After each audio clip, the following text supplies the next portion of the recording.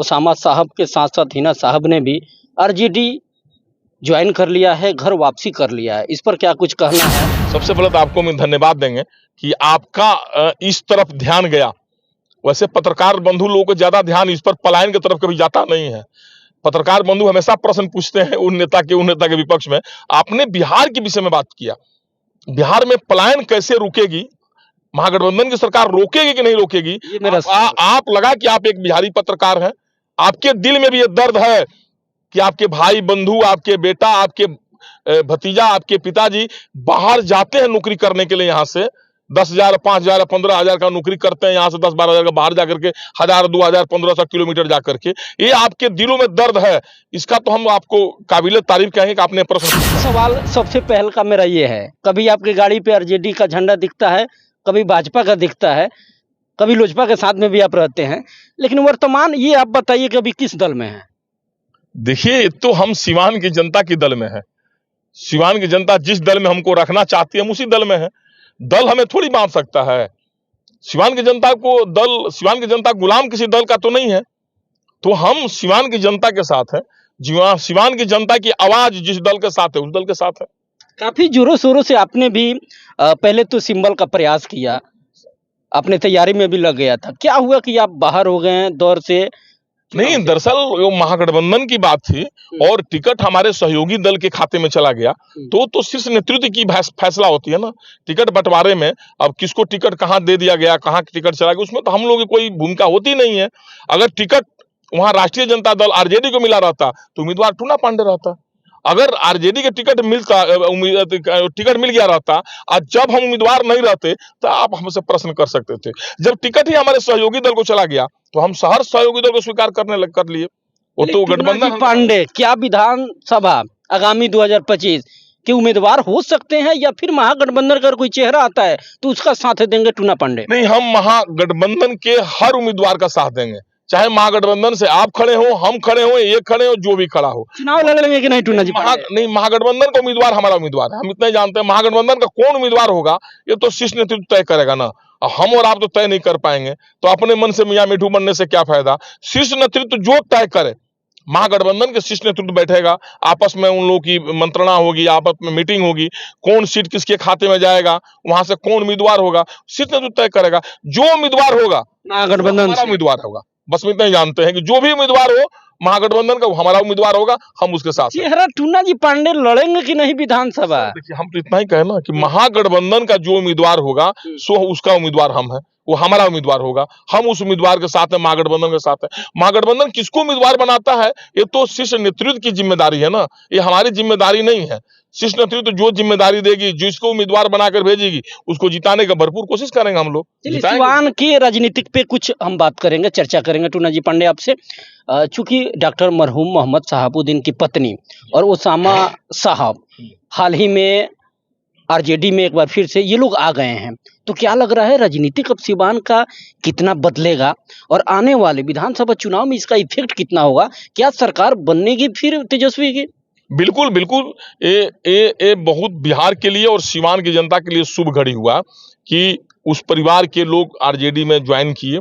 तो ये तो बिहार की जनता की खुशी की बात है और सिवान की जनता की खुशी की बात है और महागठबंधन के लिए भी खुशी की बात है। महागठबंधन को इससे भरपूर फायदा मिलेगा। महागठबंधन की सरकार इस बार 25 में बनेगी, इसको कोई रोक नहीं सकता है। एक सवाल टूना जी पांडे आपसे, अल्पसंख्यक जो है दो भागों में बंटा हुआ है, कितना एकजुट हो पाएगा अब? देखिए, अल्पसंख्यक के लोग समझदार हैं। वो लोग इतना दिन से देख लिए कि हमें हर बार 18 साल 20 साल से ठगा जा रहा है। हमारा एक ही विकल्प है, राष्ट्रीय जनता दल महागठबंधन। आप देखें ना यूपी में किस तरह से महागठबंधन एकदम स्वीप किया, आगे बढ़ा, तो उसी तरह बिहार में होगा। आप बिहार में अल्पसंख्यक के लोग समझ रहे हैं कि हमें हमेशा ठगा जा रहा है ऐसी करके, तो इस बार वो लोग ठगे नहीं जाएंगे। सारा वोट अल्पसंख्यक का, सारा जो भी वोट मिलेगा सब राष्ट्रीय जनता दल को, महागठबंधन के उम्मीदवार को मिलेगा। सर, क्या अगर सरकार आप लोग बना पाते हैं 25 में तो ये पलायन रुकेगा? जिस तरह से बिहार के लोग काफी संख्या में पलायन कर रहे हैं, दूसरे राज्यों में, शहरों में जाकर के वो मेहनत कर रहे हैं, तो क्या इस पर रणनीति आप लोग की क्या होगी? सबसे और कितनी अहम है इस तरह पर रोक लगाना पलायन पर? सबसे पहले तो आपको हम धन्यवाद देंगे कि आपका इस तरफ ध्यान गया। वैसे पत्रकार बंधु लोगों को ज्यादा ध्यान इस पर पलायन की तरफ कभी जाता नहीं है। पत्रकार बंधु हमेशा प्रश्न पूछते हैं उन नेता के विपक्ष में। आपने बिहार के विषय में बात किया, बिहार में पलायन कैसे रुकेगी, महागठबंधन की सरकार रोकेगी कि नहीं रोकेगी। ये मेरा आप लगा कि आप एक बिहारी पत्रकार हैं, आपके दिल में भी ये दर्द है कि आपके भाई बंधु, आपके बेटा, आपके भतीजा, आपके पिताजी बाहर जाते हैं नौकरी करने के लिए, यहाँ से 10,000, 5,000, 15,000 का नौकरी करते हैं, यहाँ से 10-12,000 का बाहर जाकर के 1,000, 2,000, 1,500 किलोमीटर जाकर के। ये आपके दिलों में दर्द है, इसका तो हम आपको काबिल तारीफ कहेंगे कि आपने प्रश्न पूछा।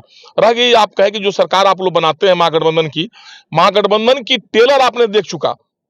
तेजस्वी जी ने उप मुख्यमंत्री थे, जितने विभागों उन लोगों के पास था, हर विभाग में कितना बहाली हुआ और 17 साल में कितना बहाली हुआ। अरे तो पत्रकार बंधु ये मांग सकते हैं सरकार से, देख सकते हैं। तो ये तो 17 महीने का टेलर था।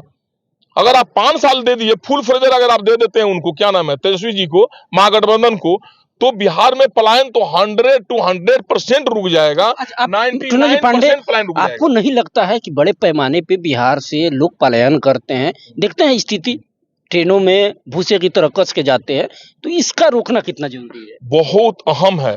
बिहार को मजदूरों की फैक्ट्री बना दिया गया है।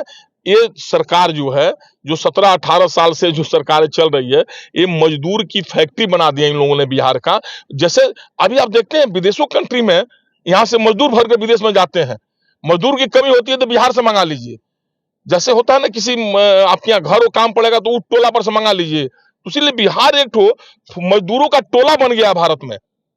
और इसके लिए शर्मिंदगी उन लोगों को नहीं। हमने देखा है कि माननीय मुख्यमंत्री महोदय पत्रकार बंधु यही प्रश्न पूछे थे, तो पत्रकार बंधु नहीं, वो किसी मीटिंग में बैठे थे, कोई लड़की खड़ा होकर पूछी थी स्टूडेंट वाली कि सर ऐसा नहीं लगता कि पलायन आपने, तो उन्होंने कहा क्या, ये तो खुशी की बात है कि बगैर बिहार के मजदूरों से कहीं काम नहीं चलता है, पूरे इंडिया में बिहार के मजदूर काम करते हैं। ये बयान है माननीय मुख्यमंत्री महोदय का। हमें समझ में नहीं आता है कि जात पात में देश हम लोग का, भारत बिहार हम लोग कितना बटा हुआ है। उस जात के लोग उनको ही वोट देगा, उस जात के लोग उनको ही वोट देगा, चाहे उनका लड़का मजदूरी गुजरात, हरियाणा, मुंबई जाकर के 15,000 रुपया में गाली सुने, मजदूरी करे, रोड पर सोए, कोई मोह नहीं है उनको, अपने जात की चिंता है। हमने जब सुना ये बात ना, बोले बताइए ये आदमी मुख्यमंत्री बना है भाई, जिसको ये समझ में नहीं आ रहा है कि वो लड़की पूछ रही है कि पलायन रुकेगा कि नहीं रुकेगा। आप खुश हो रहे हैं, आपके घर के लोग मजदूरी करने जाता है विदेश, आपके घर के लोग मजदूरी कर रहा है गुजरात। ये माननीय मुख्यमंत्री महोदय का बयान था। तो इसके लिए आप चिंता नहीं करें। जैसे ही आरजेडी की सरकार, महागठबंधन की सरकार बिहार में बनेगी, पलायन 99% रुकेगा।